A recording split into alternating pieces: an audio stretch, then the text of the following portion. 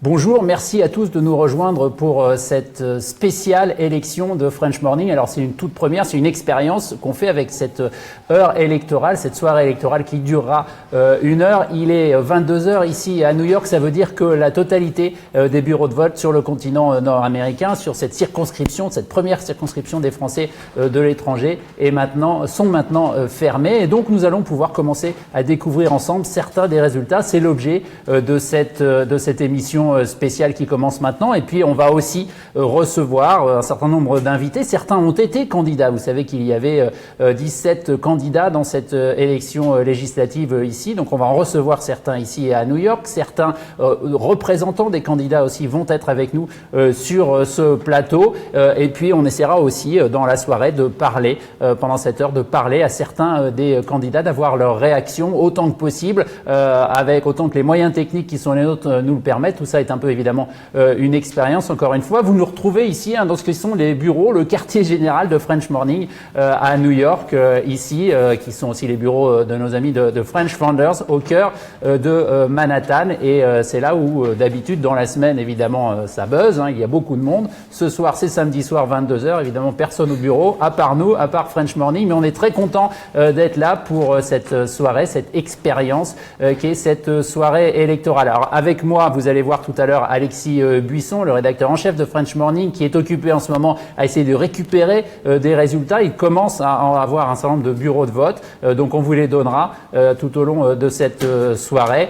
Évidemment, ce que tout le monde va regarder, j'allais dire le monde entier, en tout cas la France entière, sont les résultats évidemment des représentants évidemment de la République en marche, du Parti socialiste, des républicains, de voir un peu s'il y a des tendances et des leçons à tirer pour le scrutin national. Vous savez que la raison pour laquelle on vote une semaine plus tôt pour les Français de l'étranger, par rapport à ce qui se passera en métropole le week-end prochain, c'est simplement pour laisser 2 semaines entre les deux tours et permettre notamment l'envoi des bulletins, qui est toujours plus compliqué sur une circonscription aussi énorme que celle d'Amérique du Nord. Et puis une complication en plus, ou plutôt une spécificité supplémentaire pour l'Amérique du Nord, c'est qu'on a voté aujourd'hui samedi et non pas dimanche, comme on le fera dans les 11 autres circonscriptions des Français de l'étranger.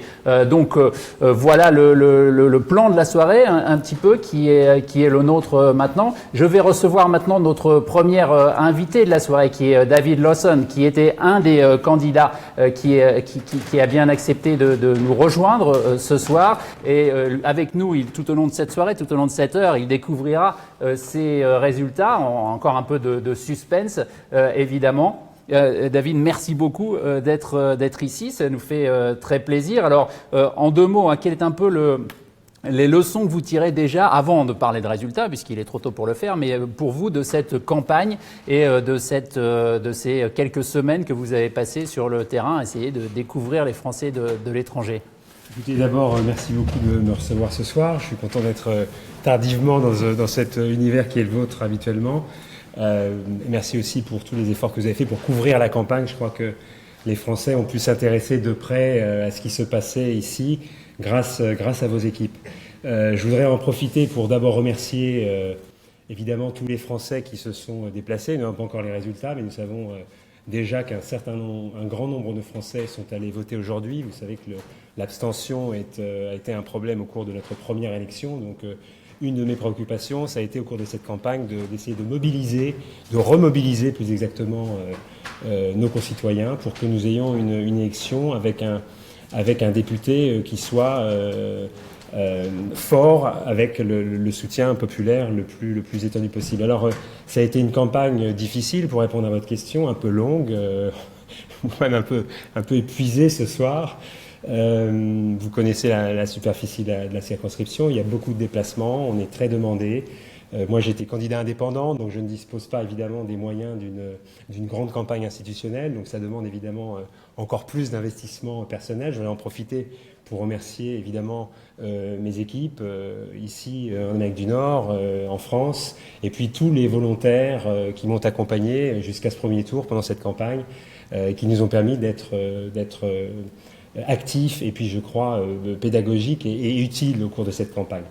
C'est une des questions. Il y a 17 candidats, il y en avait 19, il y en a au bout du compte 17. C'est énorme, évidemment. C'est une des questions que beaucoup des Français se posent. C'est qu'est-ce qui vous a motivé finalement profondément pour vouloir entrer dans cette galère, j'allais dire, et puis même si c'est une campagne assez courte, dépenser de l'argent, parce que c'est quand même, il y a un peu d'argent à dépenser qui sort de votre poche, forcément, comme c'est le cas de tous les candidats. C'est quoi votre motivation profonde dans un contexte, évidemment, où il est très, très difficile de se faire entendre, malgré nos efforts, le fait que, voilà, nous, on a fait des interviews, on vous a fait parler, etc., mais c'est quand même compliqué parce que les Français des États-Unis suivent cette campagne de très, très loin.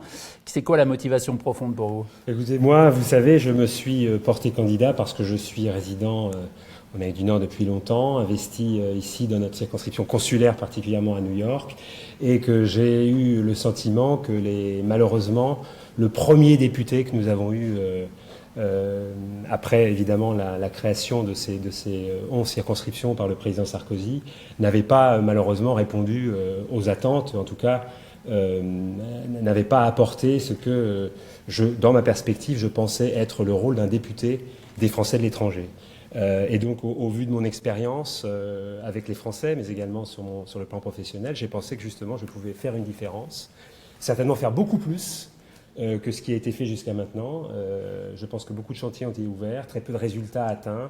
Et moi qui ai travaillé dans le monde associatif new-yorkais sur des questions d'expatriation avec nos compatriotes, je peux vous dire que j'ai fait moi plus en tant que leader associatif que ce que nous avons pu réaliser avec le député sortant. Donc je me suis un peu inscrit dans cette campagne par rapport à Frédéric Lefebvre.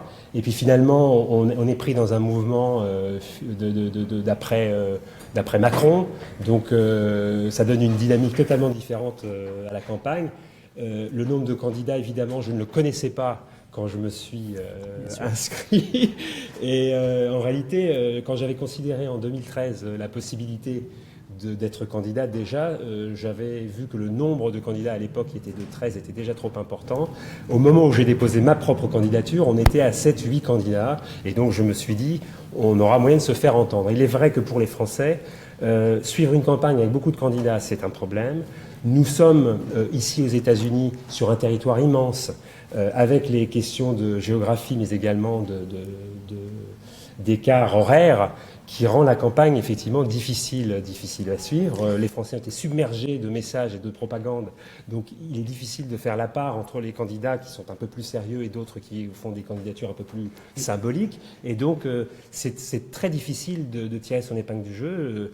Et comme je vous l'ai dit, moi j'ai essayé de faire en sorte d'avoir un message de campagne très pédagogique, qui reposait surtout sur des idées novatrices, par rapport à ce que j'avais vu ne pas être fait par le député sortant. J'ai porté cette campagne, mais comme je vous l'ai dit, il semble que les Français se soient déplacés avec une autre motivation en tête. Ce qui est clair, on va commencer, je pense, très très bientôt. Alexis est presque prêt à donner des résultats.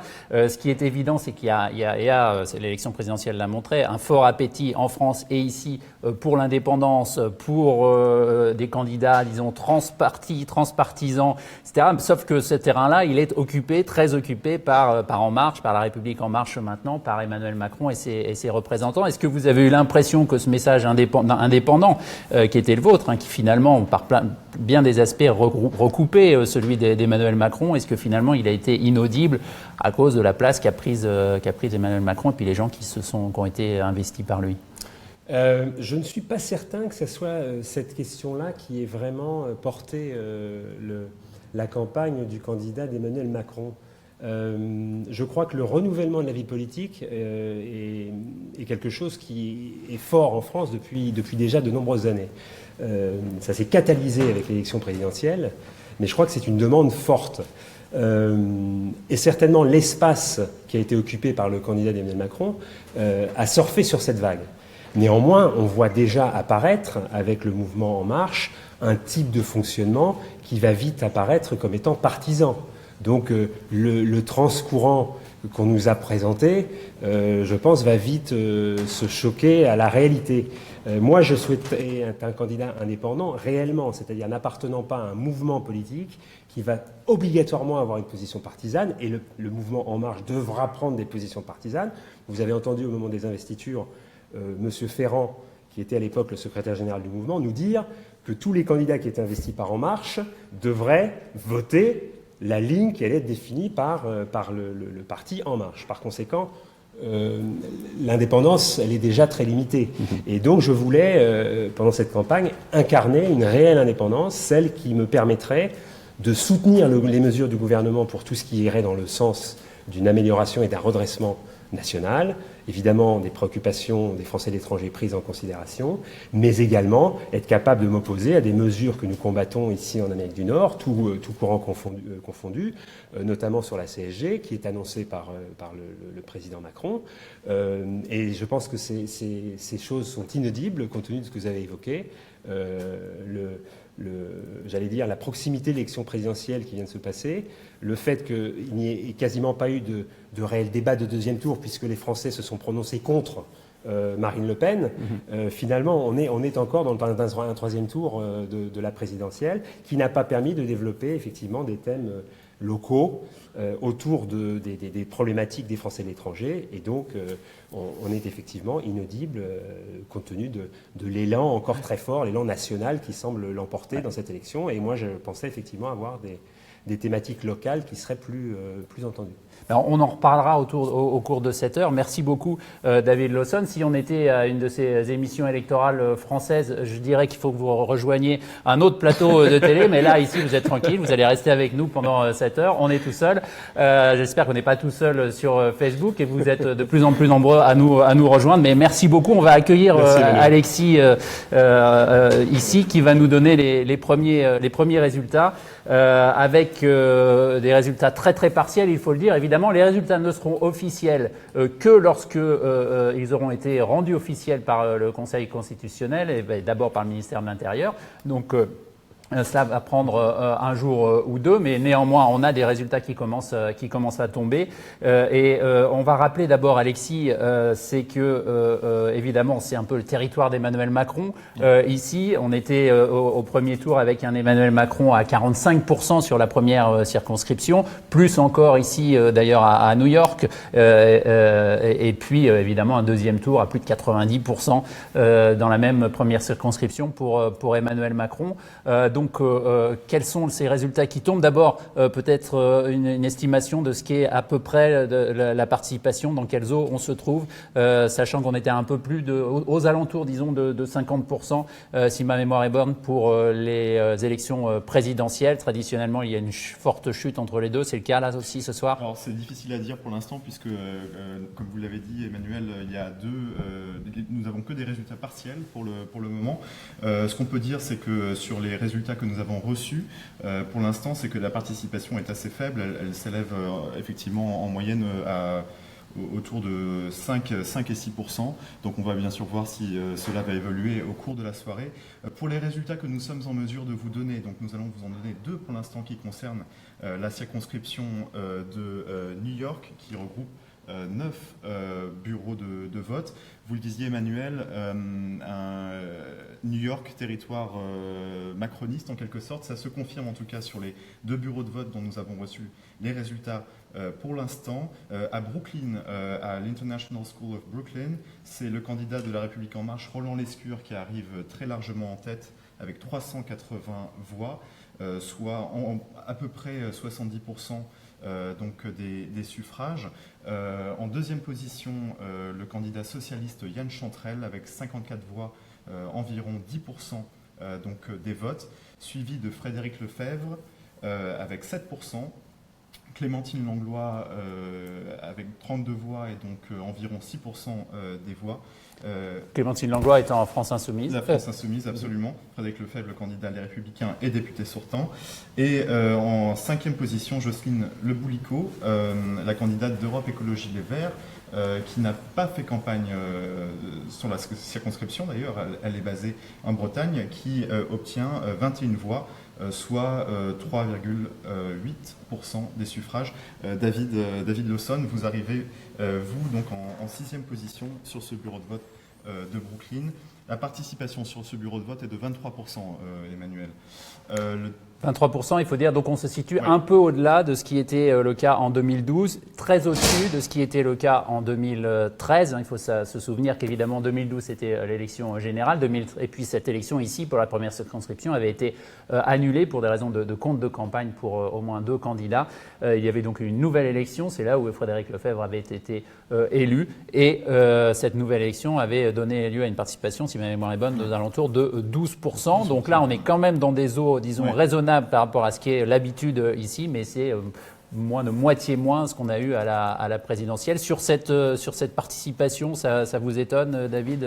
Écoutez, comme vous l'avez dit, traditionnellement, effectivement, on a une chute, électorat peu captif, évidemment, en Amérique du Nord. Moi, c'était une thématique de campagne importante pour moi. Je pense que la mobilisation était importante. Bon, ça, c'est un seul bureau, donc ça nous donne une idée qui est encore très relative, mais si ça se confirme, c'est positif. Je pense qu'on progresse. C'est du simple au double si on compare à la dernière élection. C'est important. Il nous faut un député, quel qu'il soit, qui soit représentatif. Et donc, tant que nos compatriotes se mobilisent davantage, c'est une bonne chose. Il faut réfléchir aux raisons pour lesquelles on n'arrive pas à mobiliser plus que ça. J'ai moi-même mon idée. Je pense que certainement la première élection, vous l'avez dit, n'a pas contribué à apporter à nos compatriotes en Amérique du Nord un député suffisamment actif pour eux.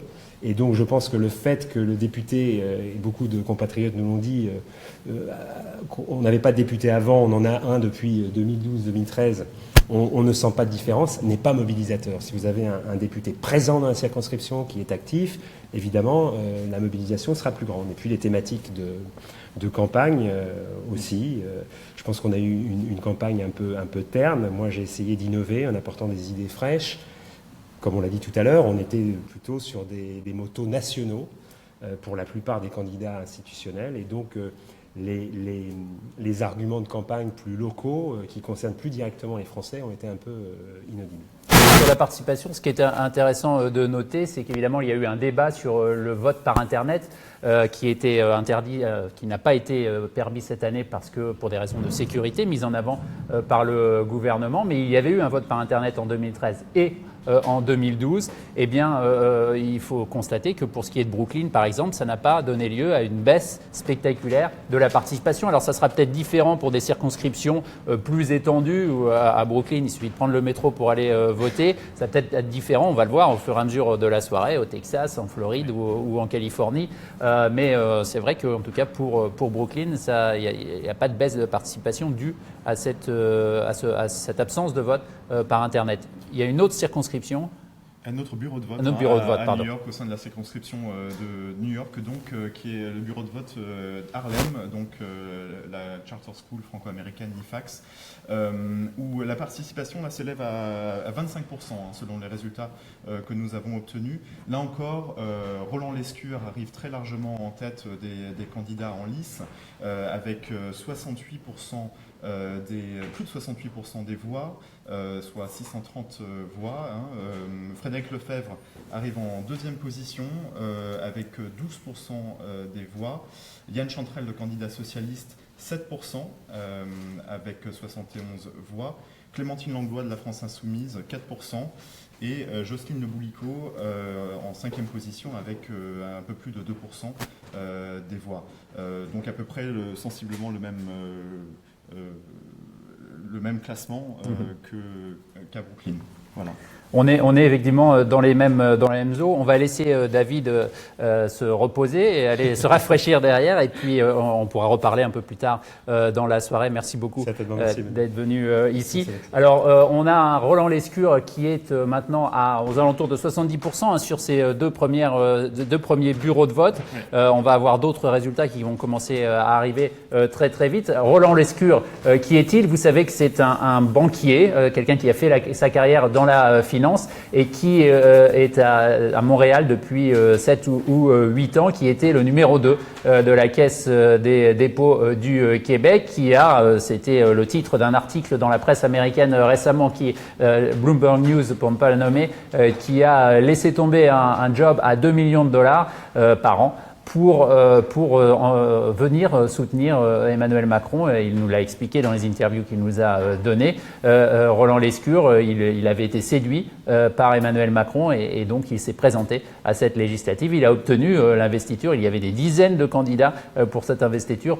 C'est lui qui l'a eu. Alors évidemment, il est beaucoup trop tôt pour dire qu'il a gagné ce premier tour, hein, mais évidemment, dans des territoires qui étaient macronistes, qui avaient voté à 45-50% pour Emmanuel Macron dès le premier tour de la présidentielle, eh bien, le candidat macroniste fait encore mieux, ce qui signifie que le déficit de participation entre la présidentielle et la législative, eh bien, il a nui aux autres candidats et notamment à celui des Républicains, hein, à Frédéric Lefebvre, le député sortant. Là encore une fois, ce sont deux circonscriptions qui ont plutôt voté à gauche lors des précédents scrutins, donc trop tôt pour en tirer des conclusions sur le sort de Frédéric Lefebvre, mais il fait, même dans ces circonscriptions à gauche, des scores qui sont, semble-t-il, qui sont à coup sûr perçus comme sans doute assez décevants dans son camp et par lui-même. On a vu tout au long de cette campagne une stratégie de Frédéric Lefebvre qui consistait à être très au centre, à être très macroniste,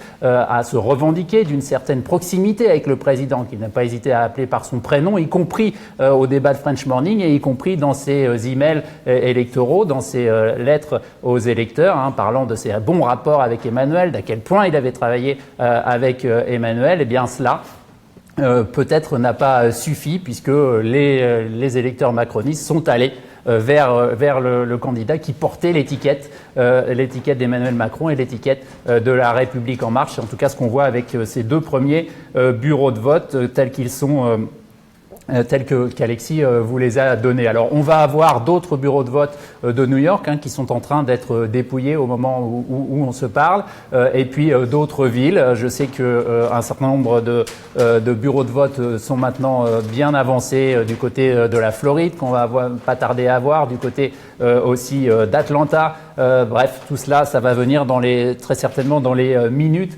qui viennent. En attendant, on va pouvoir discuter un peu avec un autre candidat qui est Arnaud Dumas de Broglie, qui va me rejoindre ici. C'est un autre de ces petits candidats, j'allais dire, candidat indépendant. En tout cas, Arnaud Dumas de Broglie était parmi ceux, bonjour, merci d'être là, qui était parmi ceux qui avaient réussi à se qualifier pour le débat de French Morning, qui a eu lieu il y a une quinzaine de jours à Montréal. Vous étiez parmi les rares candidats indépendants qui avaient fait des réunions sur le terrain, des réunions publiques, qui étaient un des critères qu'on avait choisi. Donc merci beaucoup d'être là. Vous êtes new-yorkais, ce qui explique votre présence sur ce plateau et dans ces bureaux déserts de French Morning ce samedi soir. J'ai envie de vous dire, comment réagissez-vous à ces tout premiers résultats que nous avons annoncés et ce raz-de-marée macroniste dans des circonscriptions ou dans des bureaux de vote, en tout cas plus exactement, qui étaient très clairement macronistes déjà de toute façon. Est-ce que, juste avant de réagir par rapport à ça, j'ai pas entendu, est-ce qu'on a à peu près une idée de l'abstention ? Alors, on est pour des taux de participation pour ces deux bureaux de vote qui sont aux alentours de 22-23%, ouais. Qui est un taux de participation qui est à peu près équivalent à ce qu'il était en 2012, ouais. Très supérieur à ce qu'il avait été en 2013, évidemment très inférieur à la présidentielle, comme c'est toujours le cas. Évidemment. Mais je pense que c'est un régime général. Tout le monde a tendance à voir le mouvement En Marche comme un mouvement qui va insuffler du changement. Et il me semble que tous les électeurs, en tout cas tous ceux que j'ai pu rencontrer lors de mes déplacements, dont certains qui se sont expatriés à cause de l'environnement politique français, sont là pour ce changement. Et Emmanuel Macron et En Marche réincarnent ce changement qui fait que ça donne du baume au cœur, ça donne un petit peu de renouvellement dans ce gouvernement. Et derrière, le fait d'avoir présenté plus de la moitié des candidats aux législatives qui ne font pas de la politique professionnellement, je pense que derrière, encore une fois, ça montre le bon vouloir de ces personnes-là. Et j'ai beaucoup d'électeurs, que ce soit des amis ou des collègues de travail ou des gens avec qui j'ai passé du temps ici dans la circonscription d'Amérique du Nord, qui étaient soit même extrême gauche ou extrême droite et qui se retrouvent à voter Macron. Jamais de ma vie, il y en a, j'aurais cru qu'ils allaient faire ça. Et tout le monde se retrouve dans ce changement. Donc je pense que c'est plutôt le climat. J'ai envie de dire, c'est pas forcément le personnage, c'est pas forcément l'idéologie qu'il y a derrière le mouvement En Marche. C'est ce besoin de renouvellement qui fait ces résultats. Pour tout vous dire, je ne doutais pas qu'il allait faire autrement dans notre circonscription. Est-ce que ça veut dire que vous, qui étiez un candidat indépendant, qu'on a vu d'abord au débat sur des positions assez souvent assez proches de celles de Roland Lescure et donc de La République En Marche, est-ce que ça veut dire que vous allez vous placer derrière? Alors encore une fois, on n'a pas les résultats définitifs, mais il est, à l'heure où on se parle, pour employer un euphémisme, très peu probable que vous puissiez vous maintenir au deuxième tour. Oui. Et est-ce que ça veut dire que vous allez vous placer derrière Roland Lescure et le soutenir pour ce deuxième tour? C'est toujours quelque chose qui est possible. Comme je l'ai déjà dit, et lorsqu'il m'a interpellé pendant le débat en me demandant pourquoi je ne rejoignais pas En Marche, la réponse est très simple. La moitié de nos convictions pour déprofessionnaliser la politique ont été remplies.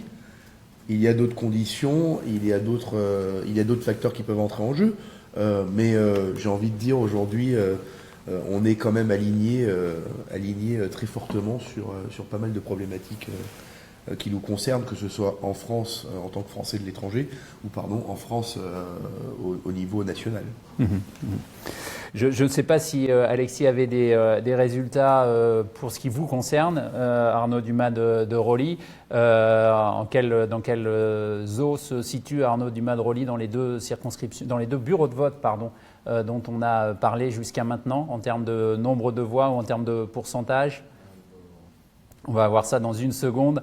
Évidemment, c'est sans doute un peu décevant pour vous, mais vous attendiez, c'est très compliqué de faire une... Mais c'est très très compliqué en 3 semaines de se préparer à faire une campagne et derrière devoir organiser des meetings, parfois avec 48 heures de délai. Non, c'est très difficile. Par contre, ça permet quand même de comprendre beaucoup de dysfonctionnements. On a le problème des bulletins de vote. Pardon. On a le problème des documents qui n'arrivent pas à temps, la désinformation qu'il y a au sein des divers consulats concernant le vote par correspondance. On se rend compte qu'il y a des réponses qui sont complètement aberrantes. J'en ai parlé lors du débat où on a un consul général qui écrit que le principe de fraternité n'est pas illimité, ou que quelqu'un a été radié d'une liste électorale et que c'est de sa faute, non de la faute du consulat. Et il y a un moment, on prend conscience de tout ça. La grosse question, c'est qu'est-ce qu'on peut en faire aujourd'hui, à notre niveau, en tant que candidat pour les législatives? Est-ce qu'on a la possibilité de faire changer les choses? C'est également une des questions dont j'aimerais m'entretenir avec Roland. Comment est-ce qu'on va faire pour faire changer ça? Il me semble qu'aujourd'hui, le plus gros frein qu'on a dans notre circonscription, c'est de faire prendre conscience aux Français de l'étranger qu'ils peuvent faire changer les choses. On a la chance d'être une assez grosse circonscription, malheureusement avec ce gros taux d'abstention, qui en partie est dû à cause de ces problèmes de synchronisation et d'information des électeurs. Si on arrive à réunir tous ces citoyens et tous ces compatriotes derrière des causes, on va réussir à faire changer les choses en France, et j'en suis convaincu. Les gens qui sont expatriés, qui choisissent de venir travailler à l'étranger, ont beaucoup d'expérience et beaucoup de choses à apporter aux Français. C'était ça ce qui vous a motivé, vous, pour vous présenter? C'était quoi votre motivation profonde, sachant évidemment qu'il y a 17 candidats, comme on l'a vu, des chances qui étaient dès le départ sans doute très limitées, honnêtement, j'imagine, même si on veut toujours y croire quand on se présente. Mais c'était quoi votre raison profonde à vous pour vous présenter? Alors, ma première raison, j'ai toujours été entrepreneur. J'ai abordé cette campagne comme de l'entrepreneuriat. Comment est-ce qu'on va faire pour aller à la rencontre des gens? Quelle est la problématique que ces gens rencontrent? Et j'ai eu un très bel aperçu. Et je pense que ça ne sera pas mon dernier... c'est mon premier, mais ce n'est pas ma dernière lancée dans ce monde politique pour les Français de l'étranger. Mais on prend vraiment conscience de la façon dont on est perçu, nous, en étant à l'étranger. on a la moitié de la France. Quand on a des amis français qui nous disent « Oui, mais toi, t'es un exilé, toi, t'es ci, toi, t'es ça », bon, c'est des amis, on cherche à se taquiner, on pense pas à la suite. Mais quand on se rend compte et qu'on voit la différence de traitement qu'on a vis-à-vis des Français de métropole, eh ben là, on se dit il y a quand même vraiment quelque chose à faire et des points à changer et des mentalités à faire changer. Parce que non, nous ne sommes pas des exilés fiscaux. Je l'ai répondu à un électeur qui me dit qu'il paye X% d'impôts en France, que ici il paye un peu plus. Je lui ai dit mais la réponse est dans votre question. Vous payez plus d'impôts ici, donc vous n'êtes pas un exilé fiscal. Pourquoi est-ce que tout le monde va penser ça? Il faut absolument changer cette mentalité. Les Français de l'étranger ont cette vision du monde qui permettra d'apporter une nouveauté au gouvernement français. Très bien. On va voir Alexis qui va nous rejoindre pour nous donner d'autres résultats partiels, à nouveau, provisoires évidemment. On va le répéter tout au long de cette heure d'émission. Et puis, Alexis, c'est quel bureau de vote maintenant? Alors là, c'est la circonscription de Miami, dont dépend plusieurs territoires, Porto Rico, bureau de vote à Orlando, Tampa, Palm Beach et bien sûr la ville de Miami. Nous vous donnerons la ville de Miami tout à l'heure, le temps de régler un petit problème technique d'affichage. Ce que nous pouvons en tout cas dire, c'est que sur l'ensemble de cette circonscription, hors les Bahamas, puisque nous n'avons pas récupéré encore les résultats des Bahamas, c'est encore Roland Lescure qui arrive largement en tête, avec 52% des suffrages, 526 voix, suivi de Frédéric Lefebvre, le député sortant Les Républicains, avec à peu près 30% des suffrages, 295 voix. Le Front National, qui est effectivement assez haut, comme on l'a vu à la présidentielle et même au législatif passé en Floride, arrive en 3e position avec 51 voix, 5% des suffrages sur cette circonscription. En 4e position, Yann Chantrel du Parti Socialiste avec 3%, c'est à peu près aussi 3,7%. C'est à peu près le score aussi de Damien Régnard, le candidat d'hiver droite, qui recueille 3,4% sur cette circonscription. La participation pour la circonscription consulaire de Floride est de 10,6%. Donc une participation assez basse, hein. Vous faites la moue.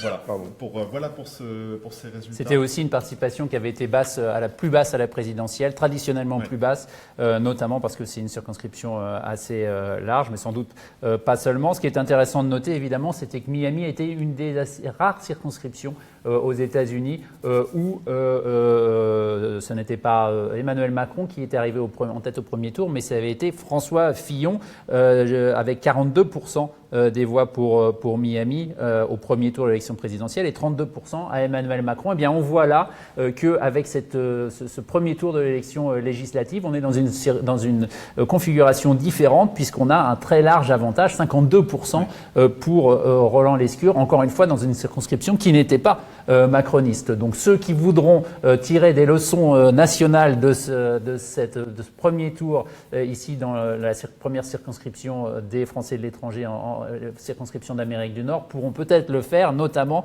dans encore une fois dans cette circonscription de Miami. Encore une fois, c'est un nombre de voix qui est assez limité, 52%. C'est combien vous avez dit, 300 ou 400 voix. Donc c'est assez faible, évidemment, dû à une très faible participation. Mais ceux qui se sont motivés, ceux qui sont allés voter, ce sont les électeurs d'Emmanuel Macron. Ça ne vous surprend pas plus que ça, Arnaud? Non, pas du tout, parce qu'ayant discuté avec beaucoup de candidats qui ont fait des meetings à Miami, c'est souvent les plus difficiles à organiser. Et ce sont souvent les plus critiques, j'ai envie de dire, de tout le gouvernement. Donc ça rejoint un petit peu la discussion que nous avions tout à l'heure concernant cet élan que peut représenter En Marche et Emmanuel Macron. Et je pense réellement que c'est ça qui a fait basculer les choses, notamment à Miami. Oui. Justement, pour parler de Miami-Ville en particulier, alors nous ne sommes pas malheureusement en mesure pour l'instant de vous afficher les résultats. Je vais vous les donner quand même. Sur les 2 bureaux de vote donc, de Miami-La Ville, voilà, Roland Lescure recueille environ 300 suffrages. Donc il est aux alentours de 52% sur la ville de Miami, suivi de Frédéric Lefebvre qui est donc à 200, environ un peu moins de 200 votes, voilà, qui arrive donc en 2e position dans la ville. Sur les 2 bureaux de vote de la ville donc de Miami. Alors évidemment, il y a une question en voyant, parce qu'on a maintenant 3 bureaux de vote, 70%, 69%, 52% pour Roland Lescure. Donc la question que tout le monde se pose, c'est est-ce qu'il a une chance de l'emporter au premier tour? La réponse est non, non pas parce qu'il n'aura pas 50% au premier tour, ça on ne sait pas, on le verra au fur et à mesure que les résultats vont nous arriver. Encore une fois, le dépouillement a commencé tout juste sur la côte ouest en Californie, donc il va falloir encore un peu de temps avant qu'on ait ces résultats, même s'il y a peu d'électeurs, il y a beaucoup de candidats, donc ça prend assez longtemps à dépouiller. Mais pourquoi est-ce qu'il n'a aucune chance d'être élu au premier tour? C'est parce qu'il y a 2 règles. Il faut plus de 50% et il faut 25% des inscrits, représenter 25% des inscrits pour pouvoir l'emporter dès le premier tour. Ça n'est pas le cas, ça ne sera pas le cas évidemment avec un taux de participation dans les 25% ou même moins de 25%, sans doute autour de 20%. Donc il y aura bel et bien un deuxième tour qui risque de ne pas être très serré si on en croit les résultats jusqu'à maintenant, résultats provisoires encore une fois. On va attendre aussi le Canada puisque notamment Montréal représente une partie très très importante des électeurs qui votent en général de manière assez différente de ce qui est le cas aux États-Unis. En tout cas, c'était le cas avant l'avènement du macronisme, j'allais dire. On a vu au premier tour de la présidentielle qu'au contraire, il y avait un rapprochement puisque disons que le vote macroniste est sans doute un peu plus à droite aux États-Unis, un peu plus à gauche au Canada, mais au bout du compte, il était dans les mêmes proportions. Donc, encore une fois, un peu tôt pour parler de vagues en faveur de Roland Lescure ici, mais enfin on s'en approche quand même. En tout cas sur la côte Est, on est clairement dans un tsunami ou un raz-de-marée en sa faveur. Cela, vous l'avez dit, ça vous étonnait pas du tout. Ça vous donne de l'espoir pour ce qui va se passer en France, en métropole, à partir de le week-end prochain finalement? Oui, j'ai envie de dire, ça donne la température. Je pense réellement qu'on va avoir exactement la même situation. Tout le monde se dit ça va pas être possible, ça va être possible, mais ça va être possible. Encore une fois, c'est les Français qui décident, c'est les citoyens qui décident. Et aujourd'hui, les Français ont décidé d'aller contre tout ce que la planète politique représentait jusqu'à maintenant. Donc ça va tout simplement se traduire par beaucoup de votes pour En Marche. Que ce soit pour les autres circonscriptions et les autres bureaux de vote pour nous, ou dans une semaine pour la France. Ça va être exactement la même chose. À ce détail près qu'on parlait tout à l'heure de Montréal, il s'est passé beaucoup de choses à Montréal, notamment des votes par correspondance, l'annulation d'un tiers des votes par correspondance, sans que les votants aient été prévenus pour qu'ils puissent revenir derrière. Il y a beaucoup de procédures qui doivent être suivies et je ne suis pas du tout étonné si des recours sont déposés. Je sais qu'il y en a déjà qui ont été déposés, mais si encore plus de recours soient déposés lundi pour faute dans ces élections, en tout cas dans notre circonscription. Ça, on le verra évidemment. Vous avez des résultats qui vous mettent autour de 1%, un peu moins, c'est ça? Environ 1%, oui. Est-ce que ça, c'est quelque chose qui vous êtes déçu? Évidemment, c'est un investissement personnel en temps, en argent, on l'a dit. Les candidats doivent financer de leur poche, avec l'espoir d'être remboursés peut-être, mais il y a un minimum de voix à atteindre pour pouvoir. Donc là, ça ne sera pas le cas pour vous. Est-ce que du coup, c'est un résultat qui vous déçoit? Non, c'est pas du tout un résultat qui me déçoit. Moi, je suis. Vous savez, j'ai envie de dire, je suis très nord-américain parfois dans ma façon de penser. Qui est qu'une aventure comme ça ne peut pas être vue comme un échec puisqu'on a appris énormément de choses. Des choses qui vont me servir personnellement dans ma vie d'entrepreneur, mais qui vont également servir dans les causes pour lesquelles je vais me battre par la suite. J'ai rencontré énormément de personnes pendant cette élection qui vont nourrir un petit peu d'informations tous les combats personnels que j'ai. Notamment travailler sur sur les accords. J'ai beaucoup discuté avec Fabien par rapport à ça. Les Français, les Américains accidentels, il y a énormément de choses à faire. Le président de l'association des Américains accidentels, qui a signé une tribune dans French Morning pour. C'est ça. Ouais. Et j'ai beaucoup discuté avec lui. Il y a énormément de choses à faire. Et travaillant beaucoup avec le Congrès et le Sénat américain, et connaissant la moitié des gens qui le composent, je pense qu'il y a vraiment des choses à faire en travaillant un petit peu plus en ayant un relais ici. Pareil pour l'éducation.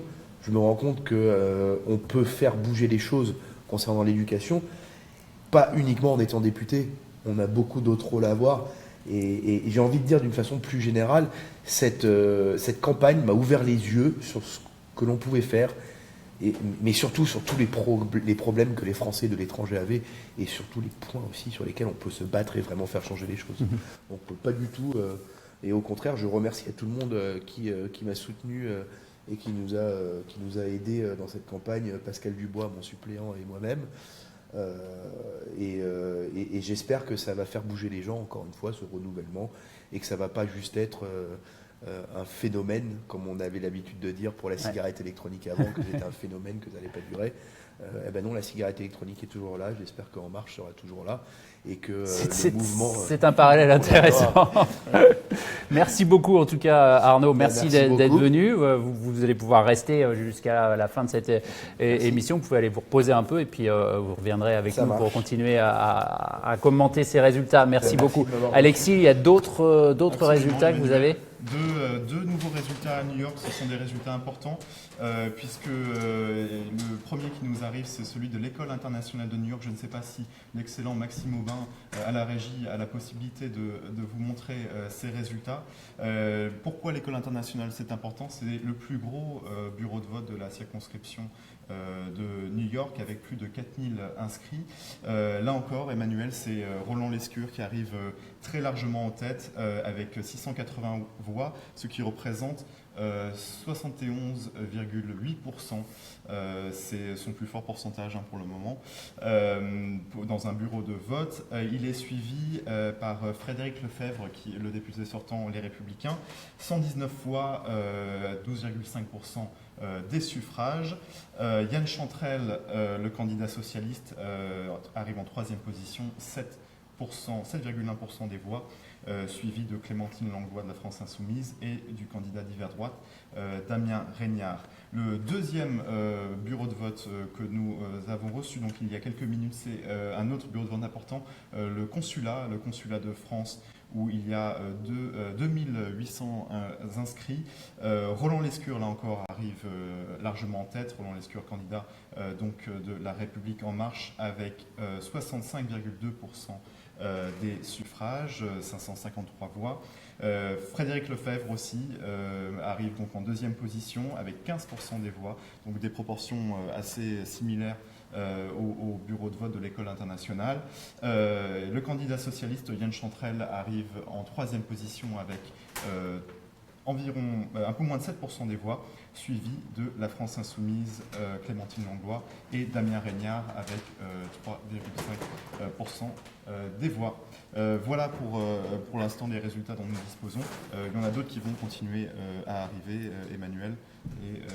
Et on regardera évidemment si on les a avant la fin de cette heure qui approche. On va très bientôt avoir, me dit-on ici, des résultats pour le Mari de France, qui est évidemment au Québec, à Montréal.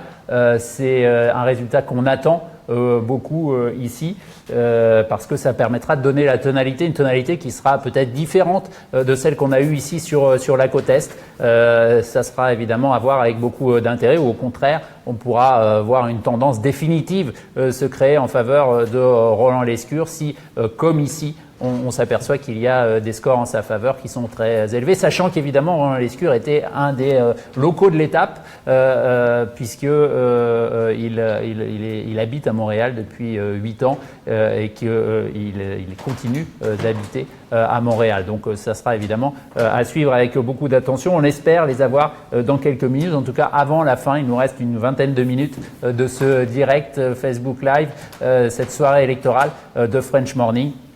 ici. On va accueillir un autre invité très vite qui va venir nous rejoindre, qui est quelqu'un qui représente Damien Regnard.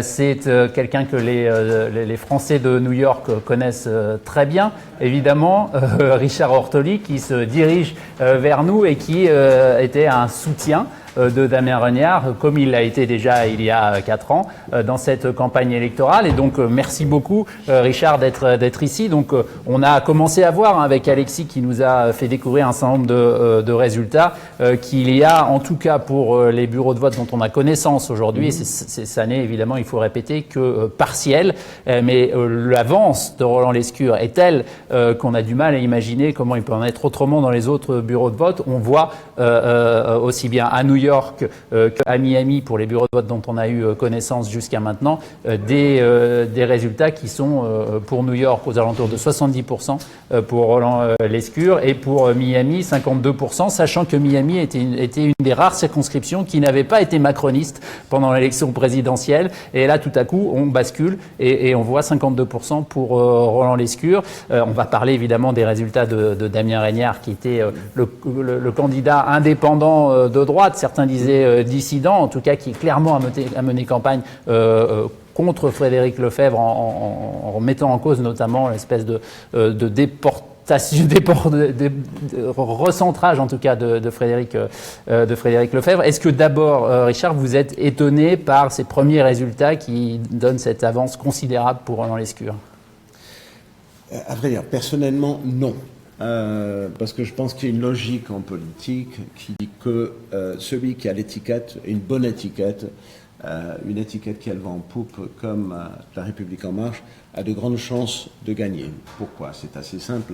Parce que la plupart des électeurs ne connaissent pas les candidats. Donc ils ne voient que les professions de foi. De temps à autre, peut-être qu'ils ont l'occasion de lire quelque chose sur eux. Peut-être de temps à autre, ils ont l'occasion de les rencontrer pendant 5 minutes.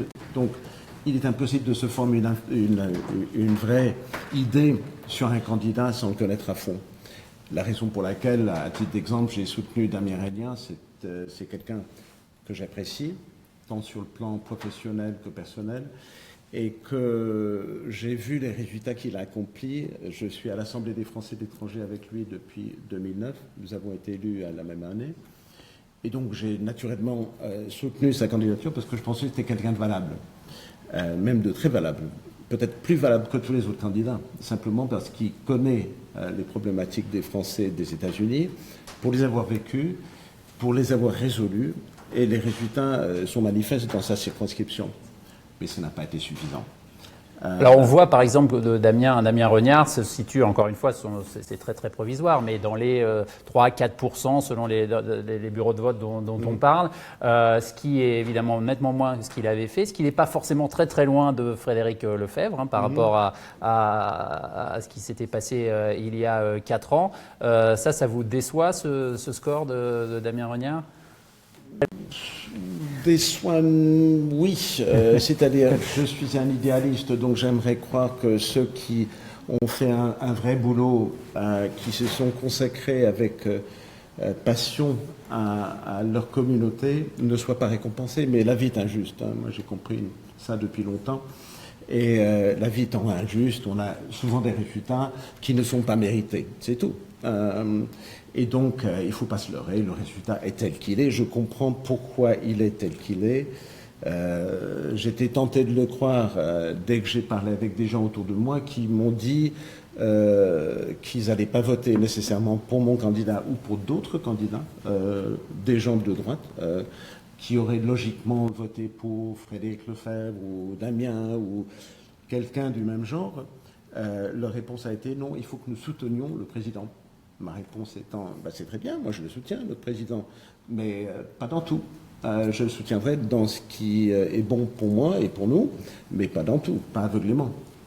Ce qui m'a un peu dérangé également dans ce nouveau parti qui est La République En Marche, c'est que l'idéologie est confuse. L'idéologie n'est pas très claire pour moi pour le moment, encore moins pour eux, je pense. Et ça risque de créer des problèmes à long terme, à plus long terme, à moins que l'idéologie ne se précise dans ce cas-là. Bon, j'espère que ça va se faire. Alors, donc...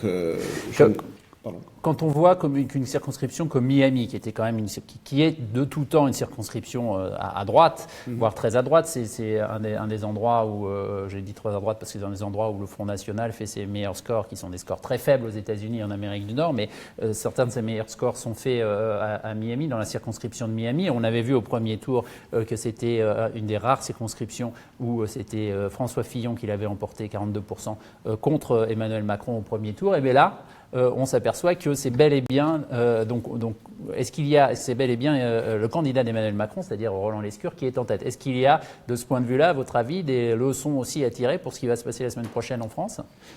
Très sûrement. Écoutez, Roland Lescure, j'ai eu l'occasion de rencontrer quand il est passé à la New York French American Charter School, dont je suis le président du conseil d'administration il y a quelques semaines. J'ai rencontré pour la première fois, j'en ai eu une bonne opinion. Je lui ai dit que malheureusement je ne pouvais pas le soutenir parce que je m'étais engagé à soutenir quelqu'un d'autre. Mais néanmoins, ce que j'avais noté, c'était le fait qu'il était sorti de nulle part. Je veux dire, il y a quelques mois, ou il y a même quelques semaines, il était inconnu. Tout comme Macron était inconnu quand il est passé à notre école au mois de décembre. Et donc, ce qui m'a beaucoup interpellé, c'est le fait que quelqu'un qui, sans une grosse implication dans sa communauté de Montréal, parce qu'il est à Montréal depuis quelques années sans être vraiment connu, sauf de son petit cercle de gens qui n'avaient pas été très actifs au sein de la communauté française, qu'il puisse être apparemment en tête, d'après ce que j'ai compris, dans toutes les circonscriptions, c'est une preuve que l'étiquette est porteuse. Alors, est-ce que, en ce qui concerne la France métropolitaine, on va avoir le même résultat? Je pense qu'il y a de grandes chances. La logique est la même. Vous avez des candidats, beaucoup d'entre eux qui sortent de nulle part, mais qui ont cette étiquette qui est très porteuse du fait qu'on a un président qui est médiatique, qui a fait un très bon score à l'élection présidentielle. Et voilà, donc la logique étant, comme ont dit beaucoup de mes amis, il faut soutenir le président.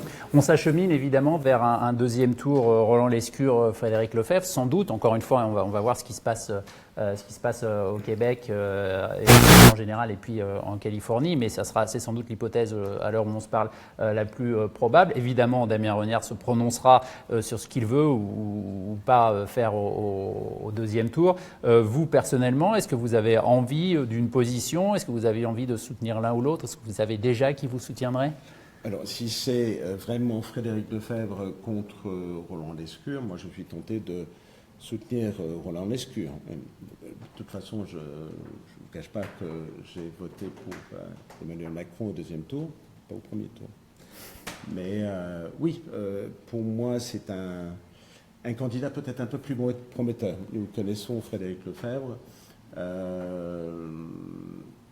Je ne suis pas convaincu que les résultats qu'il a obtenus soient les meilleurs qu'il aurait pu obtenir pour nous. Je pense que Lescure est un technocrate qui sait manœuvrer, qui a un bon réseau, une bonne intelligence à la fois politique et financière et professionnelle. Je pense que ce sera un excellent candidat. Vous pensez qu'au-delà de ce raz-de-marée macroniste dont a bénéficié Roland Lescure, il y a aussi quelque part avoir finalement une condamnation de la part de l'électorat du député sortant, ou en tout cas une adhésion qui n'était pas totale parce que... Je dirais, moi j'ai l'impression qu'il y a une certaine déception. Alors, difficile à savoir pourquoi. C'est peut-être pour certains, c'est un peu plus sur le plan personnel. Pour d'autres, ils s'attendaient à autre chose. Ils ont été déçus dans leur attente. Je ne peux pas dire. Mais en tout cas, j'avais l'impression que dans l'ensemble, il y avait plus de mécontentement que de satisfaction. C'est tout à fait mon opinion personnelle. Et je pense que les résultats le démontrent parce que normalement, un député sortant a le vent en poupe. Primo sortant, comme on dit. Mais là, il a fait un score, d'après ce que j'ai vu, les résultats provisoires, nettement moins bons qu'à Lescure, qui sort de nulle part. Ouais. Oui, là, c'est très certain. Merci beaucoup, Richard. Merci d'être venu jusqu'ici. On va rester un petit peu. Encore, comme je disais tout à l'heure, on serait en France, je vous dirais d'aller sur les autres plateaux télévisés. Ici, on est tranquille, il n'y a que nous, donc vous allez rester avec nous. Mais Alexis va nous rejoindre pour d'autres résultats d'une circonscription que j'ignore. Il va nous dire ça tout de suite. C'est pas encore le Canada. Alors si, c'est le Canada. C'est le Canada déjà. Le bureau de vote au Canada, c'est Ottawa. Ottawa, fief en quelque sorte de Clémentine Langlois, la candidate de la France Insoumise. Alors sur le bureau de vote d'Ottawa, c'est Roland Lescure qui, ça devient presque une habitude maintenant. C'est Roland Lescure donc qui s'impose avec 53% des voix, soit 166 voix, suivi de Frédéric Lefebvre, 13%, 41 voix donc. Clémentine Langlois, qui est donc chez elle à Ottawa, arrive en 3e position avec 39 voix, ce qui représente 12,5% des suffrages, suivi donc de Yann Chantrel avec un peu moins de 10% des voix, et de Denis Francesquin, le candidat du Front National. Un deuxième bureau de vote peut-être, alors pas au Canada cette fois-ci, mais aux États-Unis. On prend la direction de la circonscription d'Atlanta, de la ville de Raleigh très précisément, où là encore, Roland Lescure, le candidat de La République En Marche, arrive en tête, 67% des voix, soit donc 106 voix dans ce bureau de vote, suivi de Frédéric Lefebvre, le député sortant, un peu plus de 16% des voix.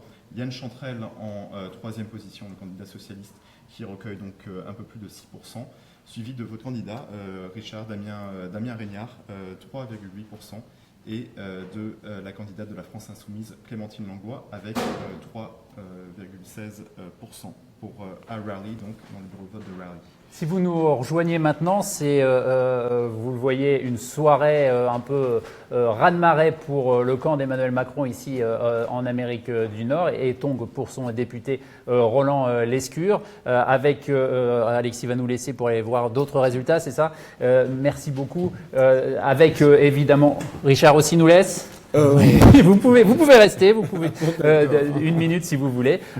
Simplement pour vous dire qu'effectivement, si vous nous rejoignez maintenant, on se retrouve avec un Roland Lescure qui sans doute sera au-dessus de 50% pour ce premier tour. Alors il faut attendre encore une fois les résultats de Californie, dont le dépouillement est encore en cours avec le décalage horaire évidemment, mais très certainement des résultats qui seront au-delà, voire bien au-delà de 50% pour Roland Lescure, avec très certainement Frédéric Lefebvre très loin derrière, qui se qualifierait donc pour le deuxième tour. Et il faut le répéter, je l'ai dit tout à l'heure, vous pouvez penser bien plus de 50%, il sera donc élu au premier tour. Eh bien non, parce qu'il y a cette double règle, il faut faire plus de 50%, mais il faut aussi avoir plus de 25% des inscrits pour pouvoir être élu dès le premier tour, évidemment, avec un taux de participation qui sera sans doute aux alentours de 20%. Il n'y a aucune chance de faire 25% des inscrits. Donc il y aura bel et bien un deuxième tour, et c'est dans 15 jours. En même temps que le deuxième tour en France. Vous savez que cette modification, ce changement de calendrier électoral pour ce premier tour entre les circonscriptions des Français de l'étranger et la France métropolitaine, ça avait pour objectif de donner 2 semaines pour pouvoir permettre d'envoyer les professions de foi, de voter par correspondance aussi, ce qui est évidemment beaucoup plus long dans des circonscriptions aussi immenses que celles des Français de l'étranger, le continent nord-américain, pour ce qui nous concerne. Donc juste un mot avant de vous laisser partir, Richard. Vous l'avez dit, vous soutiendrez Roland Lescure. Donc je ne sais pas si on aura un deuxième tour dans les mêmes eaux que ce qui était le deuxième tour ici face à Marine Le Pen pour Emmanuel Macron, qui était à plus de 90%, il faut s'en souvenir, au deuxième tour. Qu'est-ce que vous attendez du futur député, si tant est que ce soit évidemment Roland Lescure? Qu'est-ce que vous attenderiez de lui pour représenter cette circonscription des Français de l'étranger? Alors, beaucoup de choses. À vrai dire, sinon, pourquoi est-ce qu'on a un député, ou des députés, puisqu'il y en a 11, des députés des Français de l'étranger dans différentes circonscriptions. Tout d'abord, qu'il soit beaucoup plus présent, qu'il s'occupe beaucoup plus des problématiques sur le terrain, qu'il y ait une vraie interaction avec ses homologues américains au sein du gouvernement américain, qu'il sollicite l'avis de tous les élus, dont je fais partie. Nous sommes entre le Canada et les États-Unis, je pense plus d'une cinquantaine d'élus locaux, conseillers consulaires, solliciter également les avis des conseillers à l'Assemblée des Français de l'étranger. Nous sommes à une douzaine entre la France et les États-Unis, et donc travailler beaucoup plus étroitement avec nous, parce que sinon ça n'a pas de sens. Tout ce dispositif dont on se vante, et à juste titre, c'est un dispositif extraordinaire, et n'est pas utilisé comme il devrait l'être. Et je pense que c'est aux députés que cela revient de faire le nécessaire. Il doit être le porte-parole, est-ce qu'il doit être plus le porte-parole des Français des États-Unis et du Canada, ou est-ce qu'il doit être un député qui travaille aux lois comme tous les députés, qui est un législateur, finalement, avant toute chose? Il y a toujours cette ambivalence, notamment du fait qu'il y a cette circonscription énorme, ça prend énormément de temps d'être ici sur le terrain, on ne peut pas être sur le terrain tous les week-ends et toute la semaine à Paris, comme le font des députés en général en France. Si il va tout simplement être à Paris la plupart du temps et voter les lois nationales, je ne sais pas pourquoi on aurait besoin de lui. Autant élire un représentant fictif en Île-de-France ou ailleurs en France et simplement dire, voilà, vous représentez les Français des États-Unis ou du Canada. Non. Il faut qu'il soit présent ici, il faut qu'il fasse un effort auprès de nous, sinon sa légitimité peut être remise en cause. Tout comme d'ailleurs les sénateurs des Français de l'étranger, qui sont les autres représentants des Français de l'étranger. Donc il est très important qu'il ait un contact étroit avec nous, les élus locaux, parce que c'est nous qui sommes au contact de nos communautés, qui faisons remonter les problématiques, les questions à résoudre et les dossiers épineux. Sinon, ça n'a pas de sens. Alors donc, en résumé, un autre homme politicien, plus dans les salons parisiens qu'ici, non. Il finira son mandat, mais je ne sais pas s'il aura un deuxième mandat s'il continue comme ça. On voit donc, à propos de deuxième mandat, que la tentative de Frédéric Lefebvre d'obtenir un deuxième mandat semble bien compromise. Évidemment, on est encore loin, encore une fois, des résultats du premier tour ici, et puis surtout du deuxième tour. Il peut évidemment se passer plein de choses, mais il est très très loin derrière. C'est le moins qu'on puisse dire. Est-ce que finalement, c'est une condamnation d'une espèce de mouvement de recentrage qu'il a adopté en essayant de se mettre dans la roue d'Emmanuel Macron, en envoyant des emails, par exemple, où il parlait du président à la première personne, en l'appelant par son prénom, des choses comme ça. Est-ce que cela, finalement, ça a à la fois découragé les électeurs de droite et puis rien changé pour les électeurs convaincus par Emmanuel Macron qui sont allés voter pour celui qui portait l'étiquette, finalement? Je pense qu'il y a plusieurs facteurs. Bon, il y a peut-être un désenchantement avec les Républicains, tout simplement à cause du scandale Fillon, toutes les luttes internes de ce parti. Je pense que deuxièmement, effectivement, on a beaucoup reproché, d'après ce que j'ai entendu à Frédéric Lefebvre, de ne pas être très clair dans ses idées. Qui soutenait, pourquoi il soutenait. Certains m'ont dit, moi je ne suis pas très impliqué dans les Républicains, mais m'avaient dit qu'il n'avait pas soutenu la candidature de Fillon, mais par contre il a soutenu après l'élection la candidature du président Macron.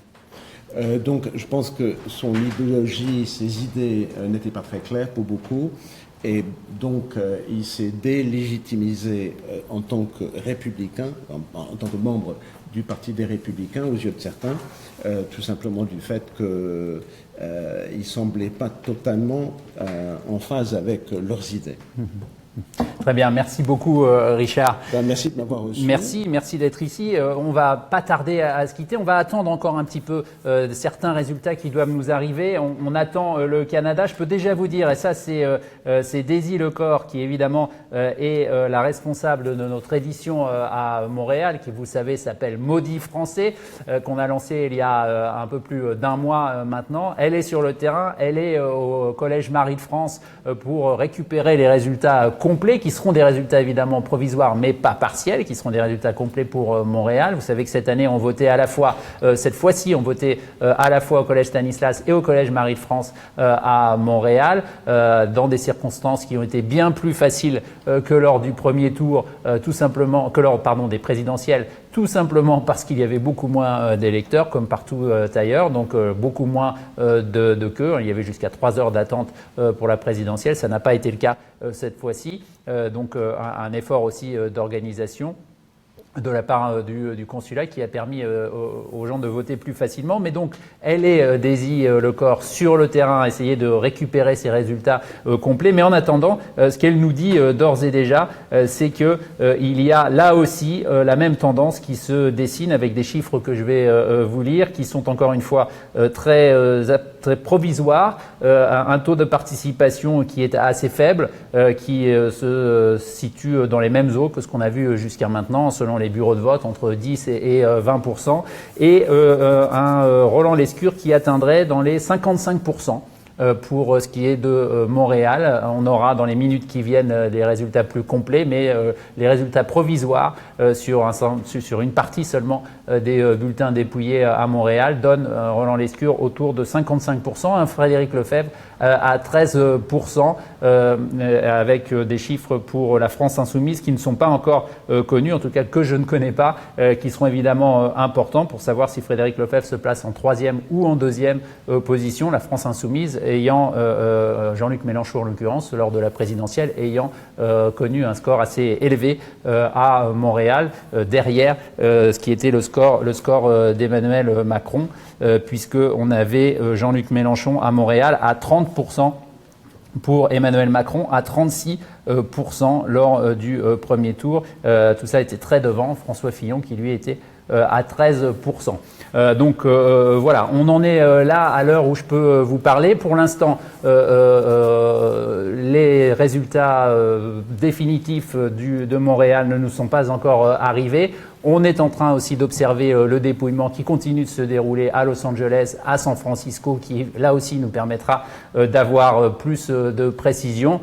Il ne fait aucun doute sur le fait que Roland Lescure est le grand vainqueur de cette journée électorale ici. Ça sera évidemment regardé par tout le monde en France métropolitaine, comme on va essayer de lire dans le mar de café pour voir s'il y a des enseignements à en tirer. Ce qui est certain, c'est que les circonscriptions ou les bureaux de vote plutôt à gauche aux États-Unis ont voté largement pour Emmanuel Macron. Les bureaux de vote plutôt à droite aux États-Unis ont voté largement pour Emmanuel Macron, pour le représentant d'Emmanuel Macron, Roland Lescure. Donc voilà où nous en sommes ce soir. Un Roland Lescure qui sera très en tête au premier tour, au-dessus de 50%, et très certainement opposé au deuxième tour à Frédéric Lefebvre, le député sortant, qui obtient lui des scores extrêmement décevants, très inférieurs à ce qui avait été les siens évidemment en 2013, mais aussi, dans la plupart des cas, très inférieur à ce qui avait été les scores de François Fillon ici, qui pourtant n'était pas très élevé lors de cette élection présidentielle. Évidemment, vous retrouverez tous ces résultats complets sur French Morning dans les heures qui viennent, demain, dimanche, et puis les analyses, les interviews, comme d'habitude sur French Morning et sur Maudit Français à Montréal, avec un rendez-vous qui est un débat de second tour entre les deux candidats qui seront présents au second tour, qui jusqu'à maintenant nous ont confirmé leur intérêt pour ce débat, qui aura lieu à New York, très vraisemblablement le mercredi 14 juin, si ma mémoire est bonne, et nous serons très heureux de vous retrouver pour ce débat en direct entre deux candidats, sans doute donc Roland Lescure et Frédéric Lefebvre, un débat qui sera là aussi retransmis en Facebook Live et sur YouTube comme à notre habitude. Merci beaucoup d'être resté avec nous jusqu'à cette heure tardive, en tout cas sur la côte Est. Bon courage pour la fin du dépouillement à nos amis sur la côte Ouest, et encore une fois, retrouvez-nous sur French Morning, sur Facebook, sur tous vos réseaux sociaux habituels pour continuer de suivre ces dépouillements et ces résultats.